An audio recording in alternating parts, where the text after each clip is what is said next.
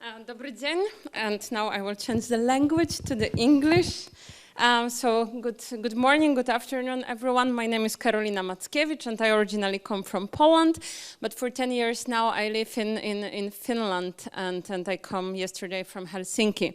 So congratulations to Slovakia for wonderful vision and great work done, and also for, of course, organizing wonderful ice hockey championship. Indeed, everyone in Finland will remember the Sunday and Bratislava and Slovakia, so definitely warm feelings.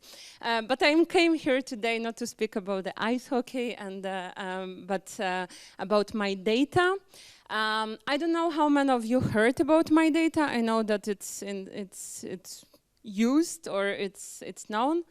No one here? Okay, so 1, 2 people. Great. Well, MyData is the non-profit international organization, but it's also a concept or a approach to handling, processing personal data. This is not an application. This is not a product I'm here to sell you. This is something that we advocate for internationally, and perhaps also with all the work planned in Slovakia, this can also help Slovakia to create more efficient government, more efficient data state, and better country based on data economy. So of course, personal data is everywhere. We all produce it, we all generate it. The service providers, the state, the government are using it. But is it always used in ethical way? Do we always know where our data is being used, sold? We've heard all about the, of course, data breaches, and we hear practically everywhere, every day, that maybe some policies of Facebook or other social platforms might be controversial. But can we imagine that we are this powerful actor, we as the people, we are this powerful actor, that we are in the control of our personal data, and that the data is being used ethically? So of course, personal data is everywhere. It's in transport, in health, in the governance, insurance and finance. It's basically like service providers and the government is collecting, processing, using personal data all the time. And we know also that our digital world is growing every year, well, 2x, 3x more. But at the same time, we know, and this is the study done last year by the Finnish Innovation Fund Sitra, that many people don't trust how their personal data is used. So there is the fear that it's used unethically, and also many people decide not to use some services or not to use their personal data with, for example, or not to share it with the government because of this lack of trust. And of course, we also know that the trust increases the usage of the data. So when people know where their data is being used, they're also happy to share it. So what is MyData about? I already said about, but we ask our community what they think, when they think MyData.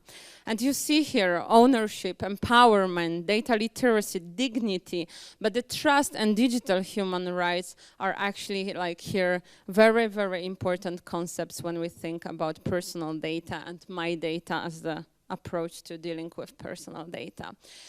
So MyData stands for advocates for the person in control of their data, for the digital human rights, but also for the open ecosystems. Of course, we are lucky enough to have the GDPR in Europe, and of course GDPR gives us that the rights so that our data is protected, but by many businesses GDPR is seen as a barrier, because they often say, well, we cannot do anything because of GDPR, we cannot do anything with the data. Of course, in GDPR, the issue of consent is very important, but there is also the Article 20 that speaks about the data portability, that actually we, as the people, we also have the right that our data will flow and will move. So this is where MyData stands when we speak about the strong data protection. So here is GDPR, but also about lots of data usage. So we advocate for the open data ecosystems, breaking the silos between the different service providers and different sectors. 5 minutes, thank you. So this is another graph that shows where MyData stands when it comes to personal data. So of course, the API ecosystem, fragmented sharing of the data, chaotic, not organized. Then we have the platform model, so the very strong service providers are collecting, using our data, are monopolizing how the data is being used. And then we have finally this idealistic vision of MyData, where we, the people, the person, the human, is in the center of the data. And of course, you might ask, well, so how is it done? How is it being done? Well, of course, we here need the cooperation between the government, between the business, tech people, legal people, and of course, the society to make it happen. And actually make it happen, make it right is our slogan, is our vision. So again, the same thing, like shown in a bit different way, data source, data using, and then the operator, the person. So we are constantly looking in MyData Global. I will tell you that it's actually a very, very young organization for the user cases and promoting this approach. So when the services, the governmental services or the private commercial services are being built, to put the person in the center and also allow this consent and allow the ethical flow of the data, ethical use of the data. So what are the benefits? I think we can imagine some of them, but of course better when the data is flowing, is being exchanged, is not being blocked, we all can get better services.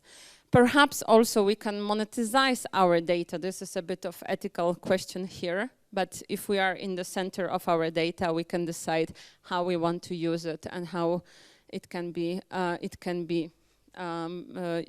assessed.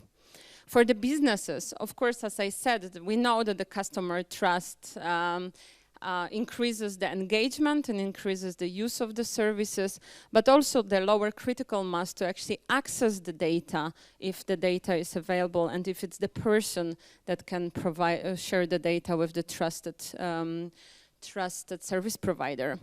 What about the government? Of course, the development of digital rights, innovation and business growth, this is very important, and the infrastructure that actually facilitates the everyday life and facilitates the smart regulation in practice. And like we said, if the data is flowing, then you don't have the problem to wait 35 days for your permanent residence to be registered, or you don't have the problem to go to the doctor in another city because they will see everything regarding your health record. Shortly about fair data economy. So fair data economy, this session is called Trends in Slovakia and the EU. The Finnish Innovation Fund Sitra published the fair data economy policy brief, and Finland will host the presidency of the European Council starting 1st of July. Data economy is very high on the agenda. We don't have the government yet in Finland. The governmental negotiations are going on still. So the program is not officially out there, but we know that the data economy is very important thing for that presidency. And Finland promotes also this fair data economy, or the data economy, the European way for the data economy. So we believe that the fair data economy is actually the functional economy and also fair for the people. So the economy where, for example, the access to market is fairly easy, but also the data is being respected and the privacy is being respected. People feel the purpose and their work. But of course, there is many of the challenges in the current situation, in the current world. What about the competition? What about the economic centralization? The winner takes it all. I encourage you to Google actually the Fair Data Economy Roadmap. That's the document I'm talking about, and it might be also very useful to to see how the fair data economy is discussed. And shortly, what about the MyData Global? So I spoke now about MyData as a concept, as an approach, but I'm here representing the organization called MyData Global that I said is headquartered in Helsinki, but working in more than 40 countries in the world, having members from 6 continents. So we base our action on the MyData Declaration. And the declaration promotes the 3 shifts from formal to actionable rights. So today we have GDPR, so we have the formal rights, but do we really can we really use them? Do we have the right to the consent, but do we know really what we agree for when we click I agree to the terms of references? From data protection to the data empowerment. So we don't really want to protect people, but empower them that they know they take care for their data themselves, and from close to the open ecosystems.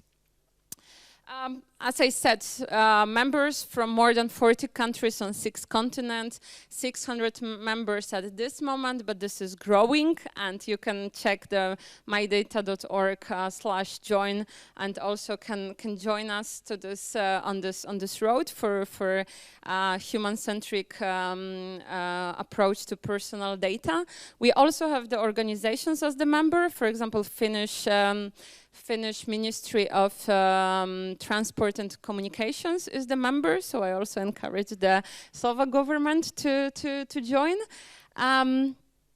And this is the map. Actually, I know that here in Bratislava there were people who are working on MyData and are encouraged to establish the Slovak hub. I should meet them tonight, so and discuss how to do it and how to also boost those activities, MyData activities, here in Slovakia. As I said, we don't have the fight on any. We are not on the war with the big service providers or with social media platforms. We want to engage in the cross-sectoral and multi-layered dialogue. Had 3 international big conferences to this date, and the next one is coming to Helsinki in 25th to 27th. So we're all more than welcome to join us, to discuss and to also promote different examples, like the Slovak example, like what you are doing here, and to learn and create actually this vision for MyData in the future. Thank you very much for your attention. Thank you.